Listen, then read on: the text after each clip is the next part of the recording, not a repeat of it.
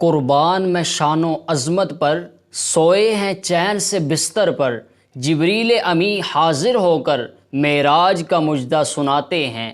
جبریل امی براق لیے جنت سے زمیں پر آ پہنچے، بارات فرشتوں کی آئی، معراج کو دلہا جاتے ہیں۔ معراج ہمارے آقا مدینے والے مصطفیٰ صلی اللہ تعالیٰ علیہ وآلہ وسلم کا عظیم الشان، نرالا اور حیران کر دینے والا معجزہ ہے۔ آپ صلی اللہ علیہ وسلم مکہ مکرمہ سے چلے، مسجد اقصیٰ پہنچے، پھر ساتوں آسمانوں اور جنت کی سیر کی، جہنم کے مشاہدات کیے، اور سب سے اہم بات یہ کہ رب کائنات کا جاگتی آنکھوں سے دیدار کر کے رات ہی رات میں واپس تشریف لے آئے۔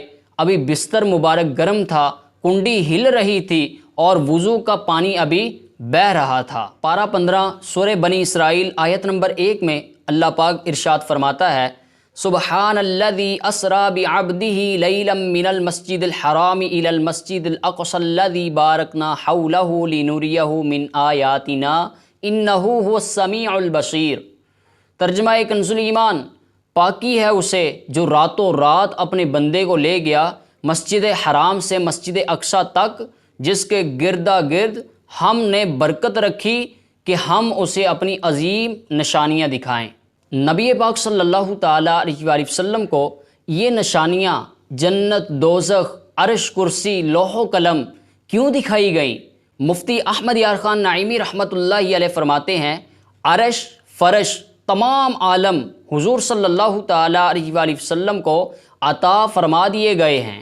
اسی لیے جنت کے دروازے پتے پتے اور ڈالی ڈالی پر لکھا ہے، لا الہ الا اللہ محمد الرسول اللہ صلی اللہ علیہ وسلم، یعنی یہ تمام چیزیں کارخانہ قدرت کی بنی ہوئی اور محمد صلی اللہ علیہ وسلم کی ملکیت میں دی ہوئی ہیں۔ لہٰذا اللہ پاک کو منظور ہوا کہ مالک کو اس کی ملکیت دکھا دی جائے، لہٰذا رب کریم نے نبی پاک صلی اللہ علیہ وسلم کو معراج پر بلایا اور سب کچھ دکھا دیا۔ کونین بنائے گئے سرکار کی خاطر، کونین کی خاطر تمہیں سرکار بنایا، کنجی تمہیں دی اپنے خزانوں کی خدا نے، کنجی تمہیں دی اپنے خزانوں کی خدا نے، محبوب کیا مالک و مختار بنایا۔ یہاں حبیب اور خلیل کا فرق بھی سمجھیے۔ حضرت ابراہیم علیہ السلام اللہ پاک کے خلیل ہیں، بہت بلند رتبہ نبی ہیں۔ ہمارے آقا صلی اللہ علیہ وسلم کے بعد سب نبیوں اور رسولوں میں اونچا درجہ آپ کا ہے۔ حضرت ابراہیم علیہ السلام کو بھی معراج ہوئی، آپ کو زمین و آسمان کی بادشاہی دکھائی گئی۔ آپ پتھر کی ایک چٹان پر کھڑے ہوئے، حکم ہوا ابراہیم نیچے دیکھیے۔ دیکھا تو ساتوں زمینیں اور اس میں موجود قدرت کی نشانیاں نظر آئیں، اور پھر حکم ہوا اوپر دیکھیے۔ آپ علیہ السلام نے اوپر دیکھا تو ساتوں آسمان ملاحظہ فرمائے۔ یہ حضرت ابراہیم علیہ السلام کی معراج تھی، مگر حبیب اور خلیل کا فرق دیکھیے۔ حضرت ابراہیم علیہ السلام کو آسمان و زمین کی بادشاہی دکھانا منظور ہوا تو ایک پتھر پر کھڑا کر کے دکھایا گیا، لیکن جب باری آئی اپنے حبیب صلی اللہ علیہ وسلم کی تو جنت سجا دی گئی، آسمان و زمین میں خوشیاں رچائی گئیں۔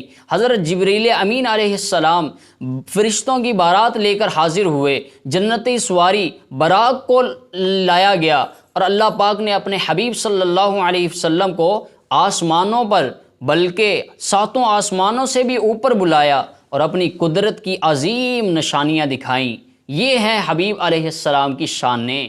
قربان میں شان و عظمت پر، سوئے ہیں چین سے بستر پر، جبریل امی حاضر ہو کر معراج کا مجدہ سناتے ہیں۔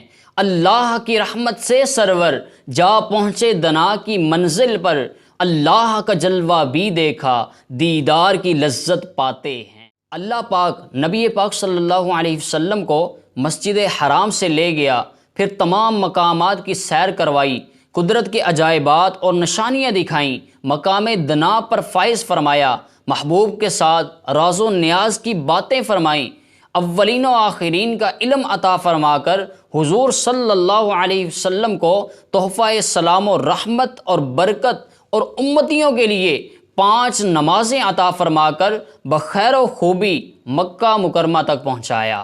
سبحان اللہ، یہ ہے حبیب اور خلیل کا فرق۔ حضرت ابراہیم علیہ السلام کو زمین و آسمان کی بادشاہی دکھائی گئی، مگر کیسے؟ زمین پر پتھر کی ایک چٹان پر کھڑا کر کے۔ یقیناً یہ بھی بڑا بلند مقام ہے، مگر نبی پاک صلی اللہ علیہ وسلم کو آسمانوں پر بلا کر سب کچھ دکھا دیا گیا۔ یہ شان سب سے نرالی ہے۔ معراج ہوئی تا عرش گئے، حق تم سے ملا تم حق سے ملے، سب راز فاوہا دل پہ کھلے، یہ عزت و حشمت کیا کہنا۔ سبحان اللہ، سبحان اللہ۔